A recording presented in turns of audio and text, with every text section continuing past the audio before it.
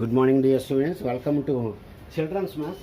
ఈరోజు మనం రాషనల్ నంబర్స్లో అసెండింగ్ ఆర్డర్, డిసెండింగ్ ఆర్డర్ నేర్చుకుంటాం. ఫస్ట్ అసెండింగ్ ఆర్డర్ మనం నేర్చుకుంటాం. అసెండింగ్ ఆర్డర్ అంటే ఏంటండి? అసెండింగ్ ఆర్డర్ అంటే ఏంటి? చిన్న నెంబర్ నుంచి పెద్ద నెంబర్లోకి వెళ్తాం అన్నమాట. ఇప్పుడు ఈ లెక్క చూద్దాం. -3/5, -2/5, -1/5. ఈ లెక్కించి వాడు ఏం చేయమన్నాడంటే మిమ్మల్ని అసెండింగ్ ఆర్డర్లోకి మార్చండి అన్నాడు. అసెండింగ్ అంటే చిన్న నెంబర్ నుంచి పెద్ద నెంబర్లోకి మార్చండి, ఇందులో ఏది చిన్నది ఏది పెద్దది. ఇప్పుడు ఈ లెక్కలు చేసేటప్పుడు మనం ఫ్రాక్షన్స్ చేసేటప్పుడు ఏం చేయాలంటే డినామినేటరు సేమ్గా ఉండేటట్టుగా చూసుకోవాలి ఇక్కడ.